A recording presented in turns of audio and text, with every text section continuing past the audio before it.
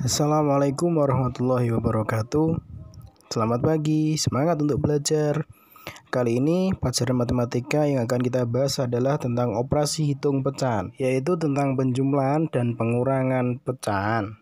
Operasi hitung pada pecahan itu tentunya mirip ya dengan operasi hitung pada bilangan bulat.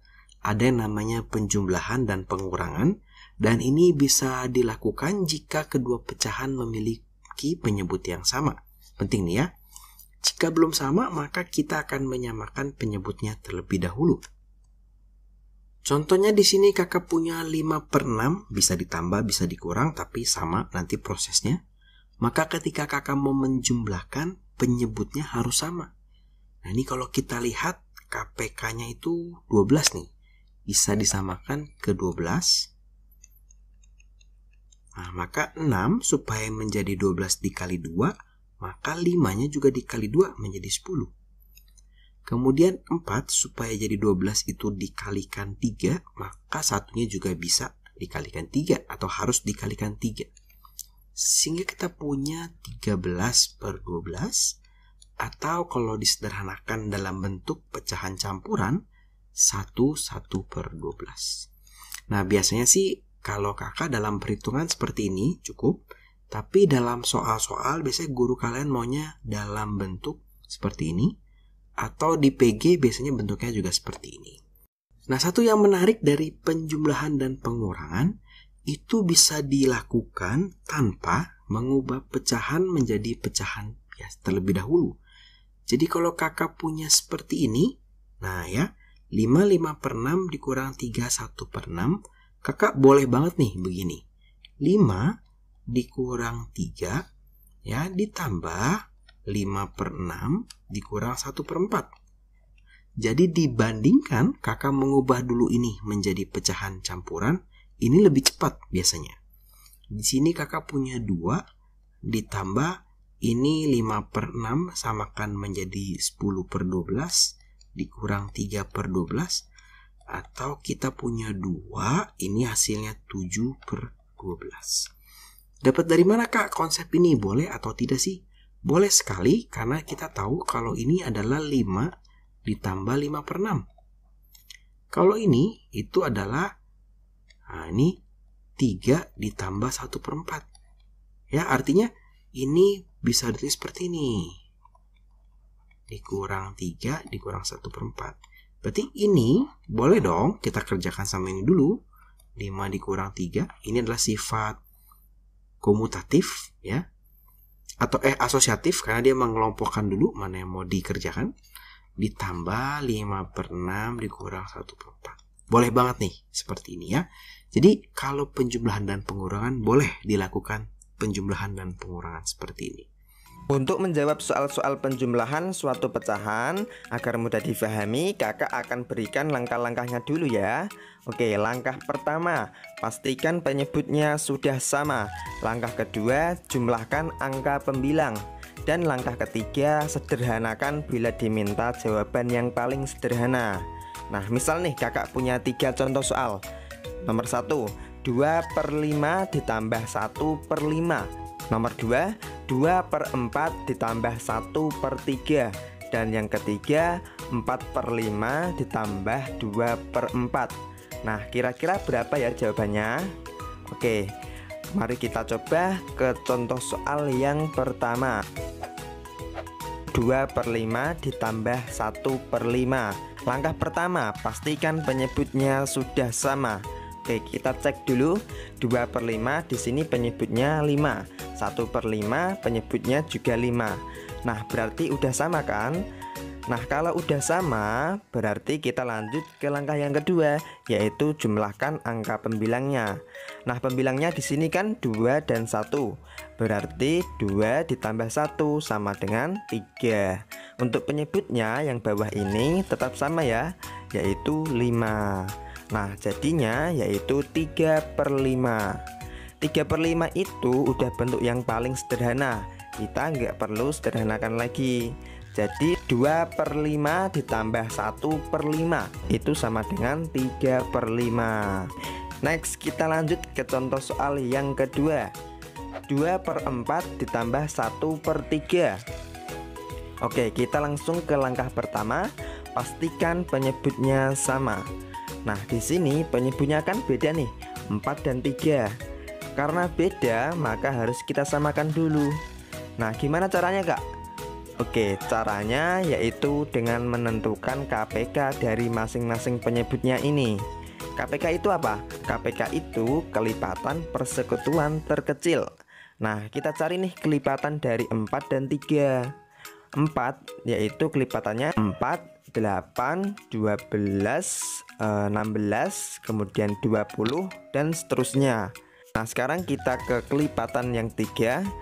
Kelipatan 3 itu 3, 6, 9, 12, 15, 18 dan seterusnya. Nah, setelah itu kita cari nih angka yang sama dari kedua kelipatan ini. Nah, kalau kita lihat di sini angka yang sama yaitu 12. Di 4 ada 12, di 3 juga ada 12, ya kan? Nah, berarti KPK-nya itu 12. Karena KPK-nya 12, maka penyebutnya di sini kita ubah ke 12 semua. Oke, kalau penyebutnya udah kita samakan, sekarang kita cari angka pembilangnya yang sini. Ya, caranya gimana, Kak?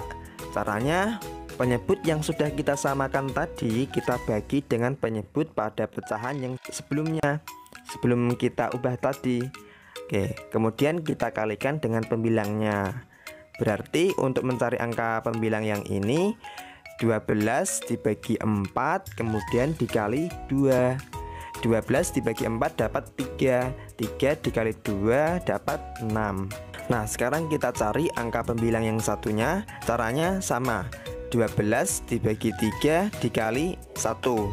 12 dibagi 3 dapat 4. 4 dikali 1 sama dengan 4.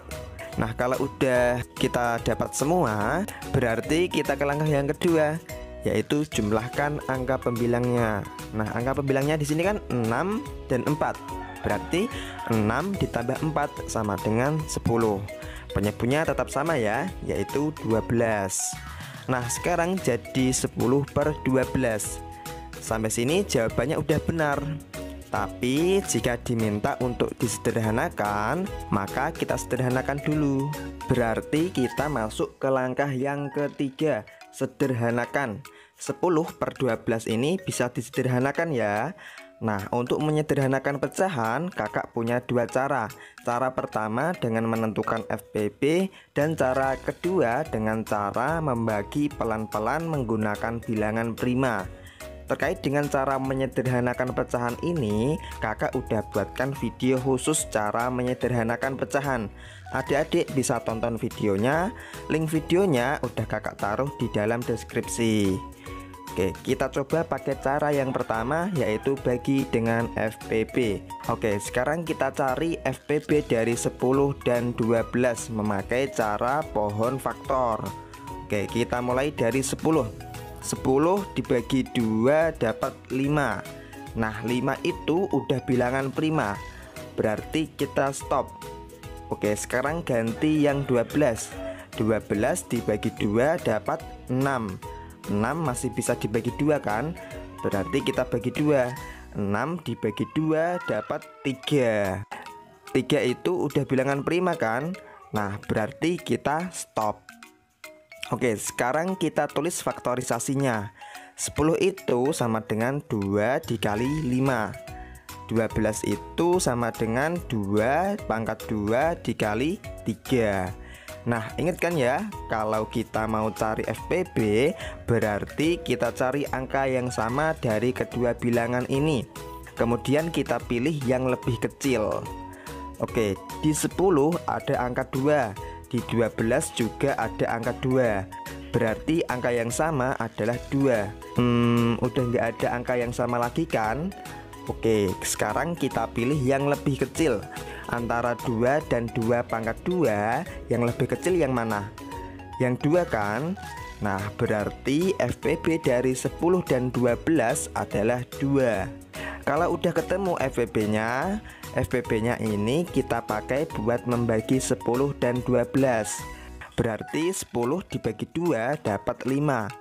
12 dibagi 2 dapat 6. Nah, berarti jawaban paling sederhananya yaitu 5/6.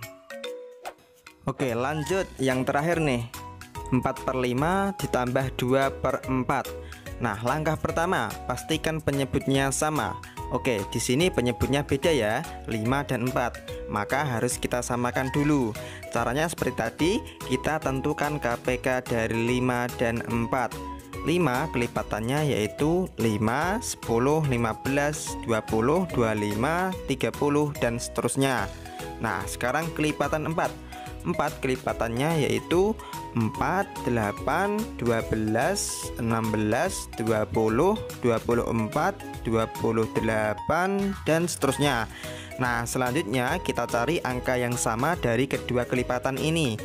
Kalau kita perhatikan di sini angka yang sama yaitu 20. Di 5 ada 20 dan di 4 juga ada 20. Berarti KPK dari 5 dan 4 adalah 20. Nah, sekarang penyebutnya kita samakan menjadi 20 karena KPK-nya tadi dapat 20, ya kan? Nah, selanjutnya kita cari angka pada pembilangnya, yang ini dan yang ini. Oke, caranya seperti tadi. 20 dibagi 5 dikali 4. 20 dibagi 5 dapat 4. 4 dikali 4 sama dengan 16. Sekarang pembilang yang satunya. 20 dibagi 4 dapat 5. 5 dikali 2 sama dengan 10. Nah, setelah penyebut sudah sama, kita lanjut ke langkah yang kedua, yaitu jumlahkan angka pembilang. 16 ditambah 10 sama dengan 26. Per penyebutnya yaitu 20. Nah, sekarang jadi 26/20. Sampai sini jawabannya sudah benar. Tapi jika diminta jawaban paling sederhana, maka harus kita sederhanakan dulu. Berarti kita ke langkah yang ketiga, sederhanakan. Oke, kita sederhanakan dengan membagi secara perlahan-lahan menggunakan bilangan prima. Kita coba bagi dengan 2 dulu. 26 dibagi 2 bisa, 20 dibagi 2 juga bisa. Oke, berarti masing-masing kita bagi 2. 26 dibagi 2 dapat 13. 20 dibagi 2 dapat 10. Nah, sekarang jadi 13/10. 13 nggak bisa kita bagi 2. Dibagi 3 juga nggak bisa. Dibagi 5 nggak bisa. Dibagi 7 masih nggak bisa juga.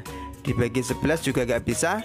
Berarti cuma bisa dibagi 13. Tapi masalahnya 10 itu nggak bisa dibagi 13. Nah, berarti 13/10 ini sebenarnya udah sederhana karena udah nggak bisa dibagi dengan angka yang sama lagi. Tapi karena pembilangnya di sini lebih besar, maka kita jadikan pecahan campuran. 13/10 kalau kita ubah ke bentuk pecahan campuran, maka jadi 1/3/10. Nah, ini udah disederhanakan, berarti langkah ketiga kita centang. Nah, sampai sini udah bisa dipahami ya cara menjumlahkan suatu pecahan itu seperti apa. Oke.